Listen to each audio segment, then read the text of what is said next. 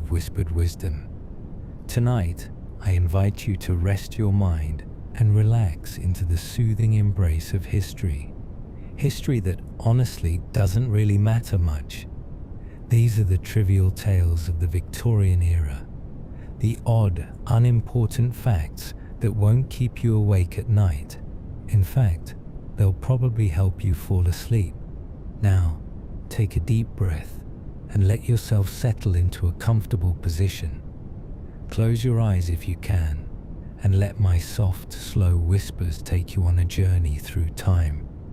A time when people were preoccupied with things you may find, well, completely pointless. Chapter 1. Victorian Etiquette. A matter of life and death. In the 19th century, the Victorians were absolutely obsessed with rules. And not just any rules. Rules about the most mundane, trivial things. Etiquette was a whole entire system, and it was so detailed that some people would spend their entire lives perfecting how to sit, stand, or speak in front of others. But was any of it really necessary? Let's start with something as simple as calling cards. A calling card was essentially a small piece of paper that you'd leave at someone's house to announce your visit. This little card wasn't just a way to say, "I'm here." Oh no, it was a statement of your social status. If you were visiting someone, you'd leave the card at their doorstep, and then, a few days later, the person you'd visited would send a return card. But if they didn't send one, you were considered to have been insulted. Imagine spending so much time thinking about how to leave a piece of paper on someone's doorstep. And then there was the issue of hats. The Victorians took hats very seriously. If you were a woman, you were expected to wear a bonnet, or a very specific type of hat when you left the house. If you didn't, well, let's just say you would be looked down upon. But why did it matter so much? Was it really that important to wear a bonnet when you went out for a walk? Chapter 2. Victorian Hair Care. A lengthy affair. Hair care in the Victorian era was also, well, quite pointless by today's standards. Women spent hours styling their hair. One of the most bizarre trends was the use of rats. No, not the kind that scurry about in the corners of your kitchen, but stuffed hair pieces that were shaped like rats and inserted into the hair to add volume. Yes, that's right, rats in your hair. They would use these hair pieces to make their hair look fuller, often piled high in intricate styles. Did this really make anyone look better? Probably not. But it was a thing, and people went to great lengths to achieve this odd look. And then of course there was the fascination with perfectly white teeth. While today, we're all about whiter teeth through modern dentistry, Victorians took it to the extreme with their homemade tooth powders. These powders often contained dangerous ingredients like chalk or pumice. People even used mercury-based compounds to whiten their teeth. Likely not the best idea considering the harmful effects of mercury. Chapter 3. Victorian Fashion. The most uncomfortable clothes ever made. Fashion in the Victorian era was something truly bizarre.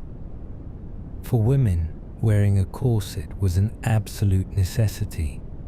Even though it could make breathing difficult, women were laced so tightly into these corsets that it was a common sight to see fainting spells. Imagine the pointlessness of squeezing yourself into something so tight just to meet societal expectations. But men weren't spared either. In fact, men's clothing in the Victorian era was equally uncomfortable, if not more so. They wore three-piece suits, complete with waistcoats, high collars, and top hats. Not only was it hot and stuffy, but it also left little room for movement. And let's not even talk about the shoes. They were often made from stiff leather, with pointed toes that were painfully narrow. Why did anyone put themselves through this? Chapter 4. The Victorian Obsession with Tea and Time. Now, let's talk about something that may have been a little more cozy. The Victorians were famous for their love of tea, but their tea rituals were, of course, a little extra. Tea wasn't just something you drank, it was an event. The proper way to serve tea involved a highly detailed process. The teapot had to be pre-warmed, the milk served separately, and the tea should never be stirred too much. Why all the rules? The Victorians truly believed that if you didn't follow these steps exactly, the tea would lose its magic. And then there was the time of day, afternoon tea. Specifically, this daily ritual wasn't just a nice way to relax. It was an opportunity to show off your social status. The more extravagant the tea, the higher your place in society. And let's not forget about the fancy cakes and biscuits that were a part of every afternoon tea. But in the end, it was just tea. Chapter 5. The Victorian love for incredibly long morning periods. Morning in the Victorian era. It was a time-consuming, complicated affair. When someone died, the mourning period lasted for months, if not years. Women were expected to wear black from head to toe, and men weren't allowed to wear bright colors either. The Victorians even had specific rules about what type of clothing you could wear during your mourning period. But here's the truly unnecessary part: the hair. Widows were expected to wear their hair in a particular way, often a simple bun or chignon, but with strict rules on how neat it had to be. Some women even wore black veils for months after losing a loved one. All this for a death that had already passed. Was all of this really necessary? Chapter 6. The Victorian obsession with odd medical treatments. And let's not forget the medical world of the Victorians. Some of the treatments they used are so odd and unnecessary that they'll make you wonder how anyone ever survived.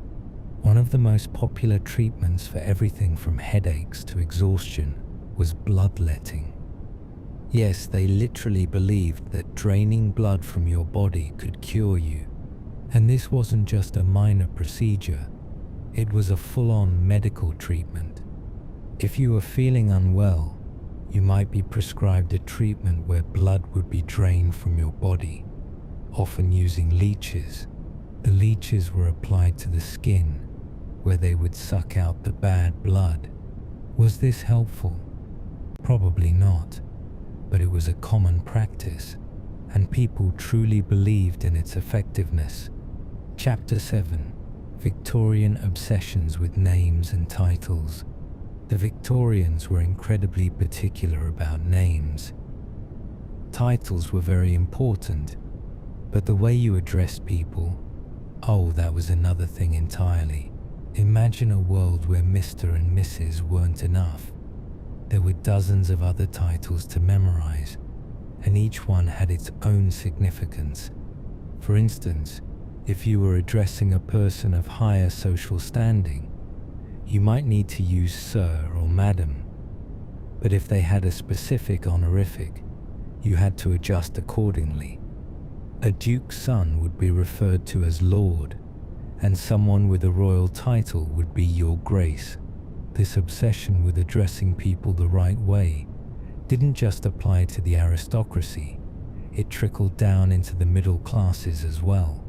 You couldn't just call someone by their first name unless you were absolutely certain of your familiarity with them. It's hard to imagine such a rigid structure today. Imagine needing to pause every time you meet someone, wondering if you've properly remembered their full title. Lord Smithfield, the 3rd Earl of Cambridge, descendant of the old House of Lancastrian rule. Or something equally absurd. Could you even remember your own title at that point? Chapter 8: Victorian Hygiene Practices. The strange pursuit of cleanliness. Victorians had a peculiar relationship with hygiene. They weren't exactly the germaphobes we might imagine today, but they were fascinated by cleanliness in a way that doesn't always make sense. Take, for example, their obsession with baths. It was common for Victorians to only bathe once or twice a week. But here's the kicker: they didn't have the same kind of plumbing that we have today, so they would fill a huge basin with water, usually heated on a stove, and wash themselves with a cloth. The bizarre part: these people would often reuse their bath water. So let's say that you were the fifth person to bathe in the same water. It wasn't uncommon for the water to become murky, almost unrecognizable. Yet this was seen as the epitome of personal cleanliness. Can you imagine the state of that water? It's a wonder anyone ever felt clean after such a bath. The obsession with cleanliness didn't stop with bathing. The Victorians would spend hours cleaning their homes, polishing everything to a glimmer. In fact, many Victorian homes had separate rooms just for cleaning supplies, and cleaning became a social activity. Women would gather together to scrub floors, dust furniture, and compare cleaning methods. Some might say this wasn't really about cleanliness. It was more of a social ritual that allowed women to gather and gossip about the latest trends. Chapter 9: The Era of Sensible Shoes and Unnecessary Footwear. Victorian footwear was something of a paradox. On one hand, women's shoes were often quite practical, low-heeled, sturdy, and designed for comfort, considering how much walking people did at the time. But on the other hand, these shoes were also a symbol of status. The more elaborate and decorative your shoes, the higher your social standing. But here's the oddest part: many women wore shoes that were entirely too small for their feet. You see, Victorian women often went to great lengths to make sure their feet appeared dainty. Shoes were made with pointed toes and narrow widths, forcing women to squeeze their feet into tight, uncomfortable shoes in order to meet societal expectations. Not only was this uncomfortable, but it often caused foot deformities. But fashion, as always, was more important than comfort. For men, the footwear wasn't quite as ridiculous, but the obsession with perfect polish was something to behold. Men's shoes had to shine to perfection, sometimes requiring several hours of polishing before being seen in public. It's hard to imagine spending so much time just to ensure your shoes shined, but for the Victorians, it was an absolute necessity. Chapter 10: Victorian Parlours. The art of sitting and waiting. The parlour room in Victorian homes was a place where guests gathered, but it wasn't just a place to sit and chat. Oh no. In fact, the parlour was often a showcase of status, and the way you arranged your furniture was taken very seriously. Furniture in these rooms had to be arranged in a way that invited conversation, yet didn't make the guests feel too comfortable. And let's not forget about the chairs.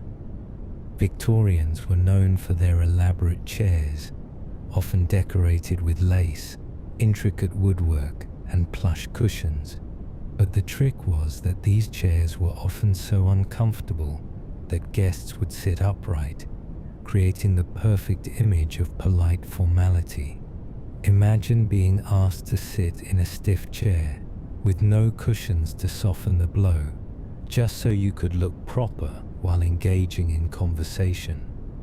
The Victorian parlour wasn't a place for relaxation. It was a place to show off. Chapter 11: Victorian Superstitions. A life governed by strange beliefs. The Victorians were also deeply superstitious, and this influenced nearly every part of their daily lives. People believed in all kinds of bizarre things, from the idea that a mirror could trap your soul, to the belief that a black cat crossing your path was a sign of impending doom. One of the most curious superstitions was about the number 13. Many Victorians believed that 13 was an unlucky number, and this superstition influenced their architecture. Some buildings wouldn't have a 13th floor, and many Victorians would avoid doing anything significant on the 13th of the month. Ironically though, some of these people would walk under ladders, an even more unlucky activity, without batting an eye. Then, there was the idea of good luck charms. Some people wore horseshoes or carried little pouches of salt for protection. But one of the strangest was the use of lucky stones. These stones, which were supposed to bring prosperity and health, were often passed down from generation to generation. But here's the funny thing. No one knew where they came from. They were just stones. Chapter 12. Victorian obsession with death and mourning rituals. Death in the Victorian era wasn't just an unfortunate event, it was an occasion. The Victorians had a whole set of rituals surrounding mourning, and they were incredibly elaborate. When someone died, the deceased would often be displayed in the home, laid out for visitors to view. This tradition was known as laying in state, and it could take place for several days. But even more bizarre was the obsession with photographing the deceased. Post-mortem photography was quite popular during the Victorian era, where families would have photos taken of their loved ones after they had passed, often posing the body as if it were alive. These photographs were considered precious keepsakes for the grieving family. In a way, it was an attempt to hold on to the person even after they were gone. Yet in modern times, this practice would seem quite morbid. Chapter 13. The Victorian love affair with obsolete technology. It's fascinating to think about how the Victorians were obsessed with modern technology, yet their inventions often seem entirely useless today. One such invention was the mechanical pencil sharpener. It sounds practical, right? But these early devices were so complicated and unreliable that many people simply stuck with their dull pencils. Another piece of technology that was all the rage during the Victorian era was the self-watering flower pot. The idea was that it would automatically water the plants, saving you from the hassle. But in reality, these pots rarely worked, and the plants were more likely to drown than thrive. Still, for a time, they were considered the pinnacle of technological advancement. Chapter 14. The Victorian obsession with perfume. Too much is never enough. One thing the Victorians certainly didn't skimp on was scent. The use of perfume wasn't just about smelling nice, it was about masking all sorts of smells. In fact, the Victorians were so obsessed with perfume that it became a symbol of wealth and sophistication. But here's where it gets odd. The more perfume you wore, the more it was considered a mark of your social status. Women would douse themselves in scent, often layering different types of perfumes over one another. And if that wasn't enough, they carried small bottles of scented water in their purses, which they would apply at every possible opportunity. In the midst of all these overpowering fragrances, no one ever seemed to ask, was anyone really benefiting from all these perfumes? Men too weren't spared from the perfume craze. It wasn't uncommon for a man to wear a small dab of cologne, but it was often mixed with hair oils that carried strong, musky scents. As time passed, the The scent of men's hair oils became so strong that it was said to be overwhelming. A good perfume for both genders had to be noticeable enough to be remembered, but not so overpowering that it made others faint. Chapter 15. Victorian Children. Endless rules for behavior. The Victorian era also had an incredibly rigid set of rules for children. They were expected to behave in a way that today would seem almost impossible. Young boys had to be gentlemen, polite and composed at all times. And young girls, well, they were expected to behave in an even more ridiculous manner. Gracious, obedient, and above all, quiet. In fact, Victorian children had a saying they would often repeat. Children should be seen and not heard. Can you imagine being a child and hearing that constantly? The Victorians didn't just control what children said, but also what they did. For instance, if you were a young girl, you were expected to know how to properly curtsy and hold your posture, as well as be a perfect hostess by the age of 8. The rules didn't stop at behavior either. Victorian children also had a very specific way of playing. There was no loud, chaotic play in the streets, or running around like we might see today. Oh no. Instead, children would often sit quietly with their toys, which were much more like miniature replicas of adult life. A dollhouse in the Victorian era was not just for fun, it was a way to teach girls how to be proper. Chapter 16. Victorian Punctuation. A new language of properness. The Victorians took their writing just as seriously as their etiquette. In fact, there was an entire set of rules for punctuation, one that even included specific rules on how to end a letter. In this time, a letter was a very important thing. There was no texting or email to communicate quickly, so people spent hours perfecting the art of the written word. The most important thing in letter writing was ensuring that the punctuation was correct. Every comma had a place, every period a purpose, but the strangest punctuation rule involved the exclamation point. The Victorians believed that exclamation points should only be used sparingly and never in excess. A letter that contained more than one exclamation point was considered to be rude or overly emotional. Can you imagine a world where one exclamation point was considered too much? Chapter 17. Victorian Meals. The ritual of eating in excessive courses. Let's now take a look at one of the more perplexing aspects of Victorian life, dining. Meals were seen as not just a necessity, but as a ritual.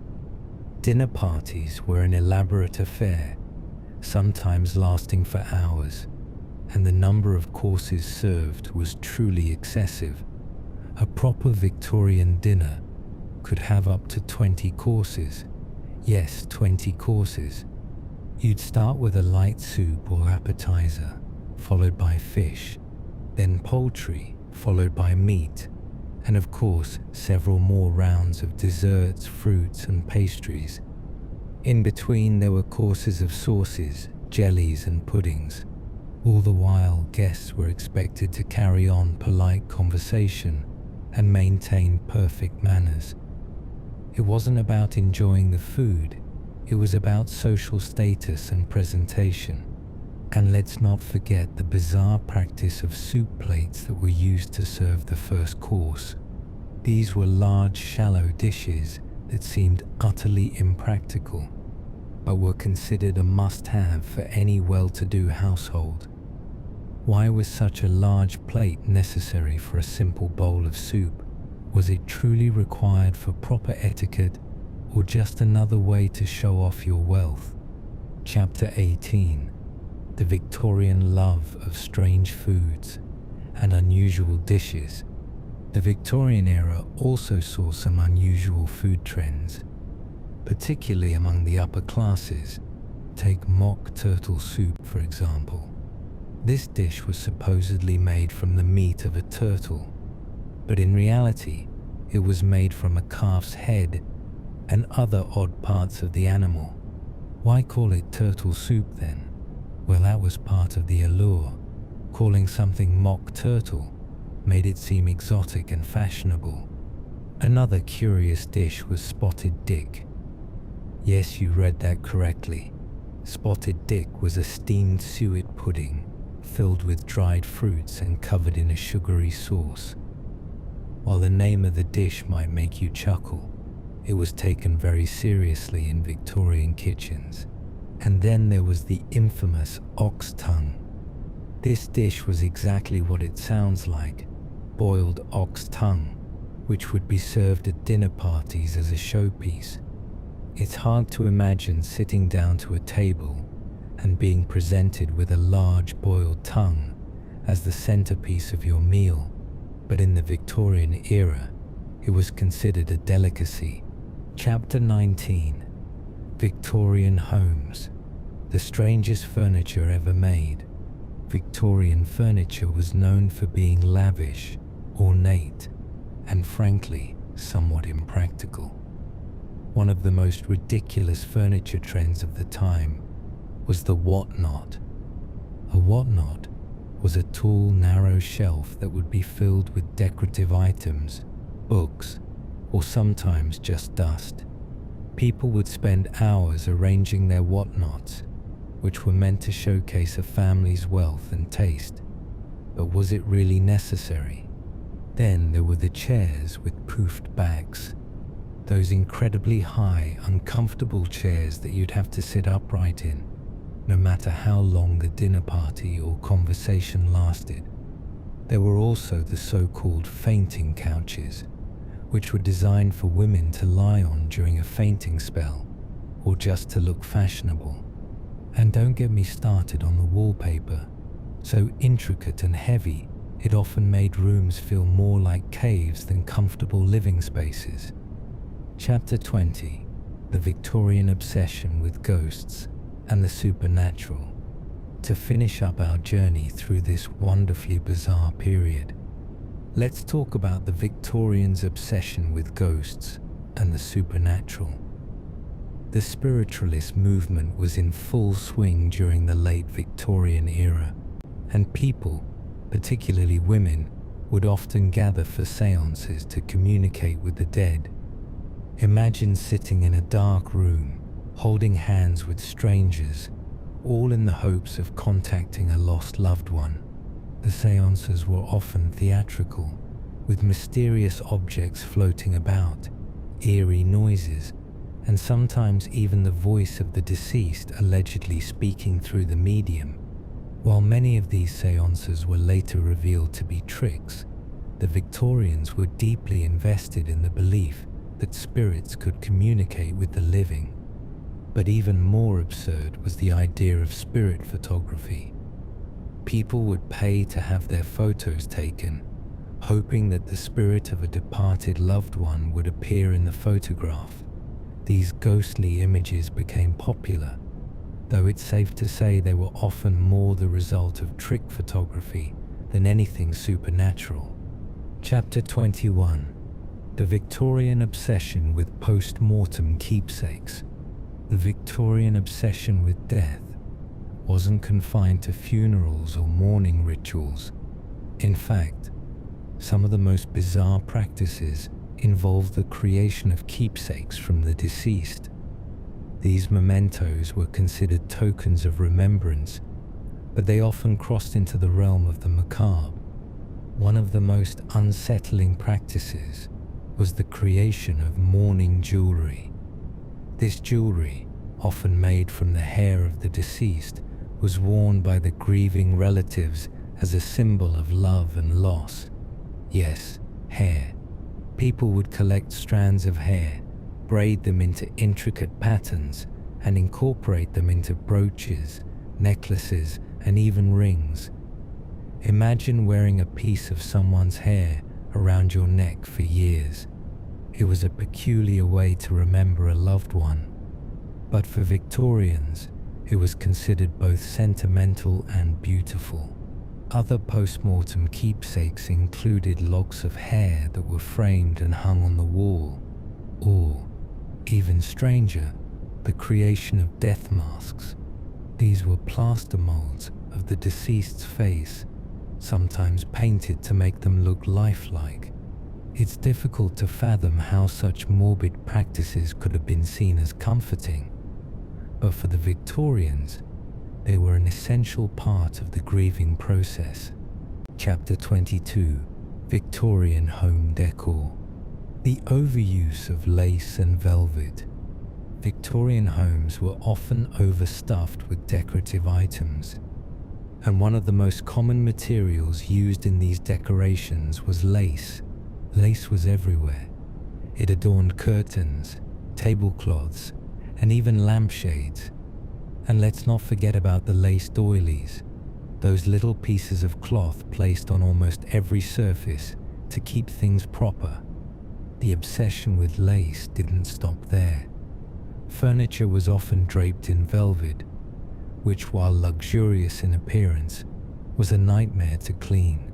Velvet chairs, sofas, and even wallpaper were all the rage. But the upkeep was ridiculous. Velvet had a tendency to collect dust and pet hair, assuming you had pets, of course, and it was a pain to maintain. Still, it was a status symbol, and the more velvet you had, the more luxurious your home was considered to be. Perhaps the strangest part of all was the use of overly ornate furniture. It wasn't uncommon to see sofas and chairs upholstered with velvet, covered in lace, and surrounded by intricate wooden carvings. But while it all looked impressive, it was often terribly uncomfortable. People sat on couches that were more like hard benches and tried to relax in chairs that were more decoration than function. Chapter 23: The Victorian Love for Unnecessary Travel. During the Victorian era, travel wasn't just a matter of going from one place to another. It was a status symbol, a way to show off how wealthy and cultured you were.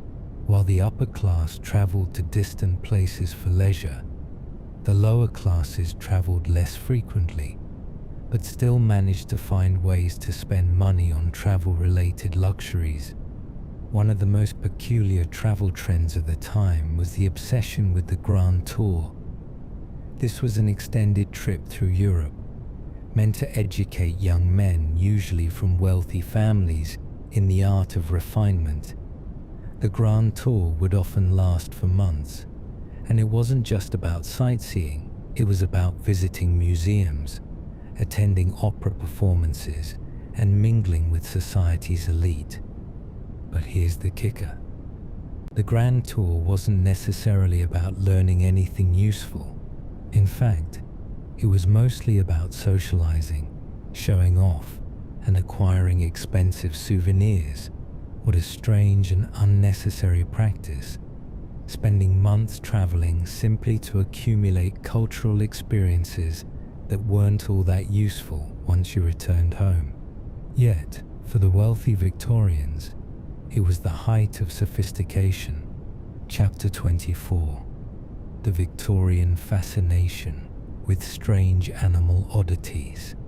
The Victorians were fascinated by animals, but not necessarily the kind we'd expect. They weren't just interested in household pets like cats and dogs.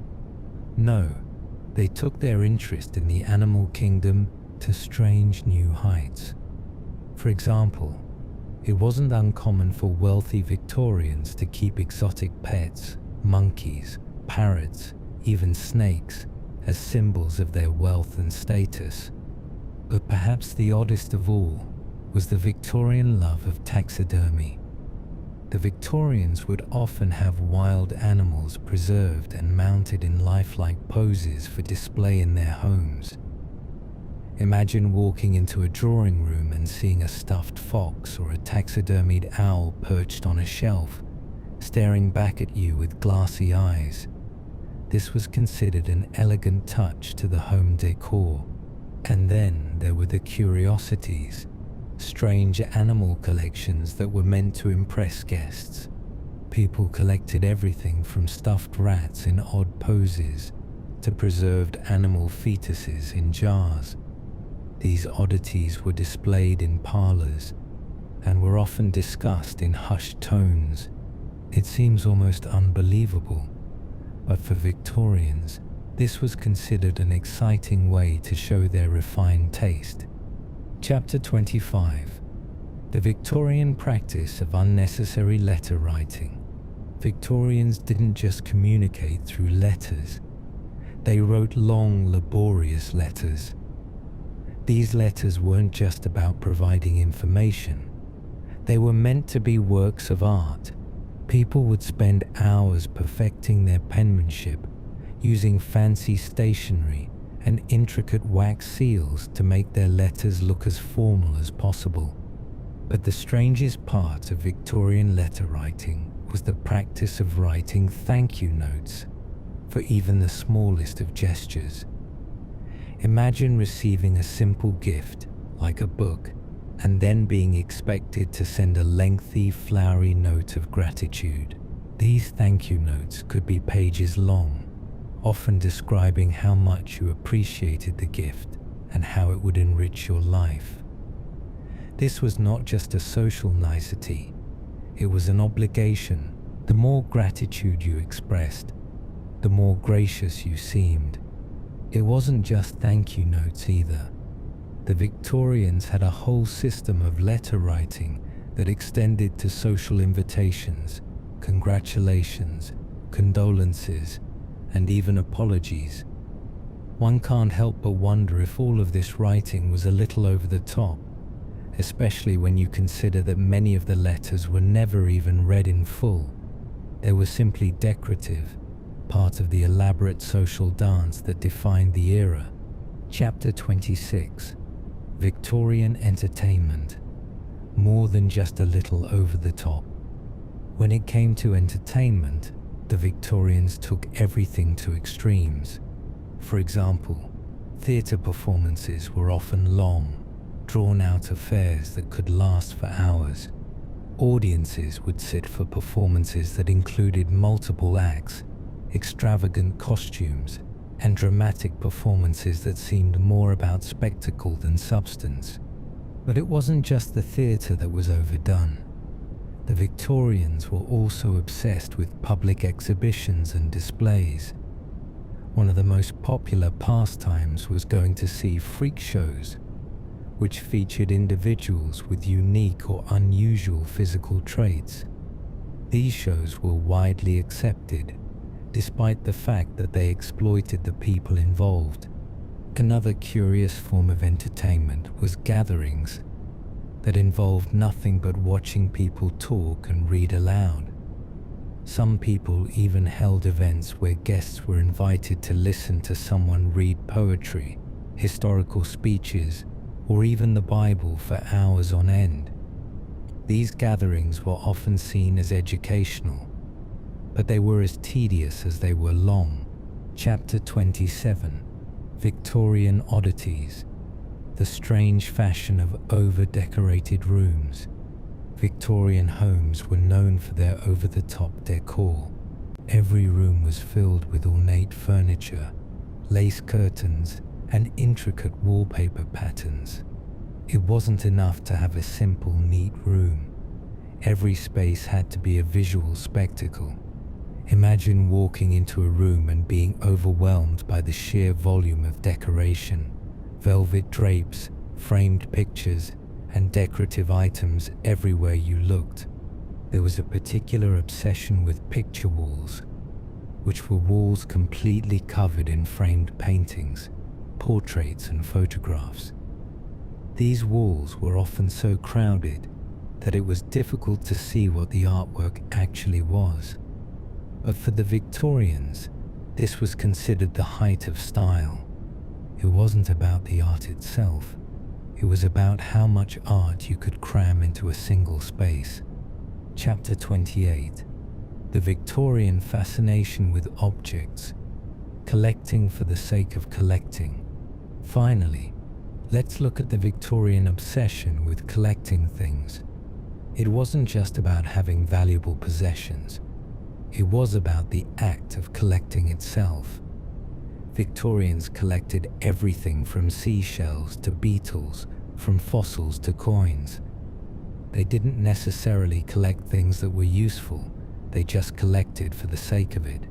One of the most curious collections was that of curiosity cabinets, which were small, private rooms where people would display their most interesting and odd items. These collections often included items like dried plants, unusual stones, and anything that was perceived as unique. The point wasn't necessarily to showcase valuable items. It was about creating a display of the bizarre and obscure. Chapter 29. Victorian children's toys. Strange and ineffective playthings. Victorian toys were often strange and impractical, focusing more on social status than usefulness. For example, some of the most popular toys were made from delicate porcelain, often depicting tiny, intricate scenes of animals or families. These toys were so fragile that children would rarely get the chance to actually play with them. Instead, they were meant to be admired for their craftsmanship. One of the most bizarre trends was the Victorian fascination with dollhouses. These weren't the typical toy dollhouses that children use today. No, these houses were miniature replicas of actual homes, complete with tiny porcelain furniture. These dollhouses were so realistic that they could be more exhausting to look at than any real home. Imagine spending hours arranging the tiny furniture just to have it remain perfectly still and unplayed with. But for the Victorians, these dollhouses weren't just toys. They were a way to teach children how to manage a household. Some families even used them as a way to show off their wealth, filling them with the finest miniature replicas of their own furniture. These miniature homes would serve as a miniature reflection of the real thing, truly a bit much for a child's toy. Chapter 30. Victorian love for oddly expensive inventions. The Victorians loved their inventions, but many of them were incredibly unnecessary. For example, one of the most popular inventions was the Chamberlain's chair, which was simply a fancy name for a chair with a hole in it. This chair was used for, well, let's just say it was meant to be a portable toilet for those too delicate to leave their drawing rooms. A chair designed specifically to relieve oneself indoors, a rather odd but very Victorian solution to a rather common human problem. Another curious invention was the anti-fainting device. The Victorians were particularly prone to fainting spells, which were often triggered by stress, tight corsets, or simply standing for too long. So in their infinite wisdom, they created the anti-fainting chair. It was a chair that was designed to immediately catch a person if they began to faint. The chair would flip backward, cushioning the person as they fell. It's unclear how often these devices were actually used, but they remained an oddly popular idea in Victorian homes. Chapter 31. The Victorian obsession with the perfect posture. Posture was extremely important in the Victorian era, especially for women. It wasn't just about sitting up straight. It was about maintaining a rigid, almost robotic posture at all times. In fact, some Victorian women would wear posture corsets that were even stricter than their regular corsets. These posture corsets were designed to force the wearer to stand or sit perfectly straight, even if it caused significant discomfort. Posture was considered a mark of social class. If you slouched, you were seen as unrefined, unladylike, or even lazy. But it wasn't just about the ladies. Men too had to maintain perfect posture at all times. In fact, posture clinics were established where people would go to be trained in the art of sitting and standing properly. Imagine having to pay someone to teach you how to stand up straight. And let's not forget the furniture. In many Victorian homes, chairs were designed with a very rigid back so that people could only sit upright. Imagine sitting on a chair that forced you to stay completely straight, with no room for comfort or slouching. This was the Victorian standard. No relaxation allowed. Chapter 32. Victorian Theatrics. Life as a Stage. The Victorians had an odd relationship with drama. While we might think of theatre as a form of entertainment today, for the Victorians, life itself was a stage. Every action, every word, and every moment was performed with dramatic flair. This wasn't just about acting on stage. It was about creating an elaborate performance of life. One of the most peculiar examples of this was the popularity of mannered conversation. When engaging in social interactions, Victorians didn't just talk casually, they performed. Every conversation had to be carefully constructed with proper words, tones, and gestures. It was almost as if you had to act out a scene every time you spoke to someone. Another form of theatrical performance was high society dinner parties. These weren't simply social gatherings. They were dramatic affairs that followed a strict order of events. The dinner table itself was set like a stage, with every dish carefully chosen and placed to impress. Conversations had to follow an unspoken script, with moments of pause and reflection in just the right places.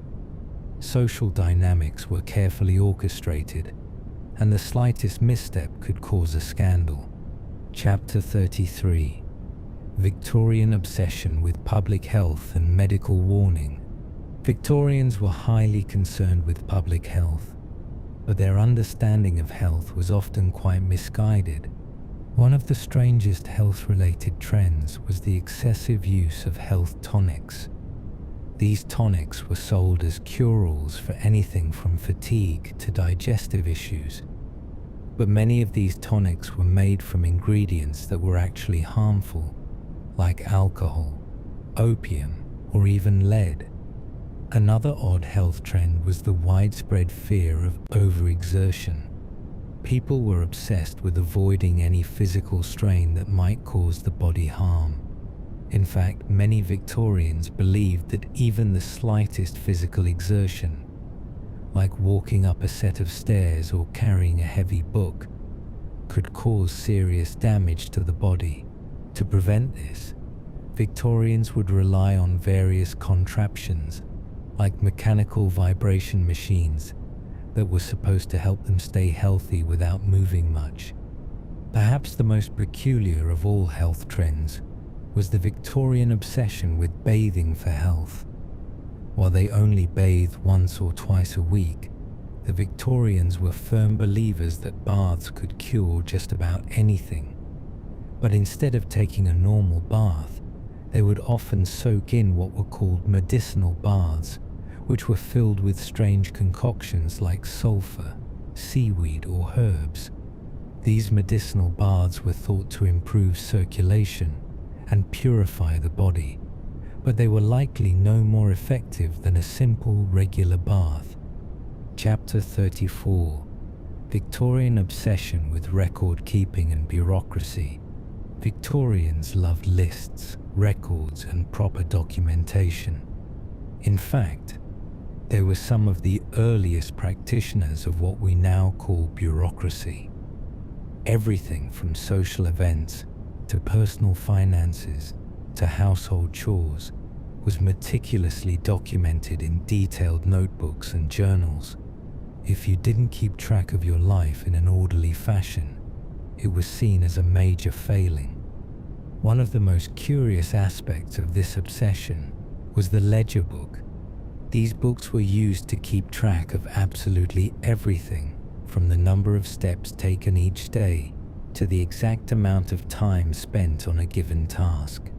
Some people even kept track of their meals, with detailed entries of exactly what they ate at each meal, what time it was served, and how much of each item was consumed.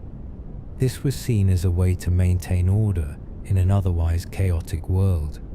Imagine having to track every single detail of your day. There were even guides available for how to maintain your personal ledgers. These guides would explain how to write your records in the proper format, how to organize your notes, and how to ensure that you were adhering to the rules of social order. Life, it seemed, was all about keeping the records straight. Chapter 35. The Victorian craze for impractical sporting activity. While the Victorians were known for their love of physical activity, some of their favorite sports were downright impractical. Take, for example, the sport of croquet. Croquet was all the rage during the Victorian era, and it wasn't just for relaxation. It was a competitive sport that had its own rules and social etiquette. The thing is, croquet isn't exactly the most exciting sport. It involves hitting small balls through hoops with mallets while carefully avoiding the other players.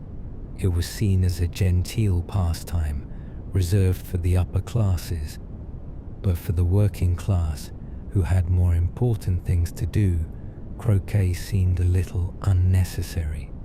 And then there were the sporting clubs, where Victorians would gather to engage in their favorite pastimes.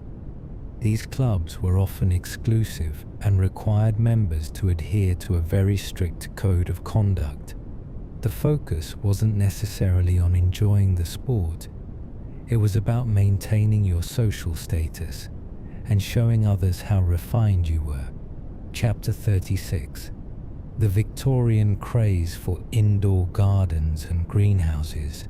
Victorians loved nature, but they loved controlling nature even more. The indoor garden, or conservatory, became a symbol of wealth and refinement. The idea was to bring the outdoors inside, without ever actually having to step outside. These indoor gardens were filled with exotic plants, rare flowers, and even tiny trees, all housed in glass rooms or greenhouses attached to the home. But the obsession didn't stop with just growing plants. Many Victorians saw these spaces as a place to display their status. The more exotic and rare the plant, the more prestigious the conservatory. Some wealthy families even hired botanists or garden experts to care for their indoor plants and ensure that they thrived in the artificial climate created by the greenhouse. The strangest part, many of these plants were impossible to grow in the temperate climate of England, so they would be shipped in from all over the world, often with exorbitant costs. Imagine paying hundreds or even thousands of pounds for a single flower that would eventually wilt and die. Yet to the Victorians, it was worth it to show off. Chapter 37. The Victorian obsession with time and clocks. Time was very important to the Victorians. It wasn't just about knowing what time it was. It was about having the right timepiece to show off your wealth and sophistication. Clocks were not merely functional objects. They were intricate pieces of art. Victorian clocks came in all shapes and sizes, but the most extravagant were the large grandfather clocks that filled entire rooms. But it wasn't just the clock itself that mattered. It was the precise way in which it kept time. Many Victorians would have their clocks tuned to ensure that they were perfectly accurate, down to the second. Some clocks even had elaborate chimes, which would play a different melody on the hour, signaling the passage of time in the most dramatic way possible. There were also smaller clocks, often used as table centerpieces, which were adorned with gold filigree and jeweled accents. These clocks weren't just tools for keeping track of time, they were statement pieces, showing everyone who entered the room just how wealthy you were. After all, if you had time to keep an elaborate clock ticking precisely, you must be quite important. Chapter 38. Victorian obsession with new technologies. Though the Victorians loved their traditional ways, they also embraced new technology with a fervor. The Industrial Revolution had introduced many modern conveniences, and Victorians were keen to show off their access to these new gadgets, even if they didn't always know how to use them. One such invention was the phonograph, a forerunner to the modern-day record player. The Victorians were enchanted by the idea of recording and playing back sound, and the phonograph became a sensation. People would gather in parlors to listen to the scratchy, distorted recordings of spoken words or music. Though the sound quality was poor, the novelty was enough to keep people enthralled for hours. But the real fascination was with the invention of the automatic laundry system. Though laundry could be a laborious chore, the Victorians were convinced that a mechanical solution would make life easier. Some households were outfitted with massive laundry machines that were more mechanical contraption than appliance. It was a marvel of engineering, though whether it ever worked as intended is still up for debate. Chapter 39. Victorian obsession with the social season. The Victorians were incredibly social, but their gatherings weren't just casual get-togethers. They were events. The social season was a period during which the elite of society would attend balls, galas, and performances. This was a time for the rich and powerful to show off their finest clothes, their most extravagant jewelry, and their impeccable manners. But the pressure to attend these events wasn't just about socializing, it was about maintaining one's place in society. If you didn't attend, it was considered a major slight. The season could stretch on for months, and the constant round of events left many people exhausted. It wasn't unusual for a Victorian lady to spend entire weeks at a time preparing for a single ball, selecting the perfect gown, matching it with the appropriate accessories, and practicing her dance steps. Perhaps the oddest part of the social season was the concept of matchmaking. During this time, young men and women were expected to make their marriages known, and it wasn't uncommon for families to hire professional matchmakers to ensure a proper match. Some even saw marriage as a business arrangement rather than a romantic endeavor. The matchmaking process was an elaborate dance of who knows who, and it was essential to make the right impression at the right event. Chapter 40. Victorian superstitions and fortune-telling. Fads. The Victorians were a superstitious lot. They didn't just believe in ghosts, they also believed that certain actions could bring them good or bad fortune. One of the most bizarre superstitions was the belief in the power of good luck charms. These charms could take the form of anything from a four-leaf clover to a rabbit's foot to a horseshoe. But it wasn't just about charms. The Victorians also believed in the power of fortune-telling. While today we might think of fortune-telling as something whimsical, it was taken quite seriously in the Victorian era. Tarot cards, crystal balls, and tea leaves were used to predict the future, and many people made significant life decisions based on these predictions. The Victorians would gather in darkened rooms, seeking answers to questions like, when will I marry? Or how many children will I have? The oddest part? Some Victorians went so far as to consult multiple fortune tellers to see if their predictions lined up. If they didn't, the seeker would simply move on to another, more accurate fortune teller. In this way, fortune telling became an important part of social life, and it wasn't unusual for people to hold seance just for fun, though with the expectation of receiving some profound wisdom from beyond the grave. Chapter 41. The Victorian Obsession with Excessive Etiquette. The Victorians were all about proper conduct. Etiquette wasn't just a set of rules, it was a way of life. From how you greeted someone to how you addressed them, there were intricate and unspoken rules that had to be followed. These rules weren't just about avoiding awkwardness, they were about showing respect for one another's place in society. One of the most curious aspects of Victorian etiquette was the calling card.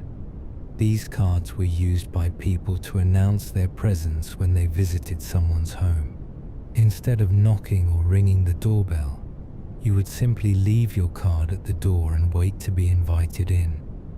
The card had your name and, sometimes, your social status printed on it, and it was a way of saying, "I am important enough for you to entertain me." Another strange element of etiquette was the strict adherence to polite conversation. Victorians didn't just talk about anything, they followed specific rules for what was acceptable to discuss.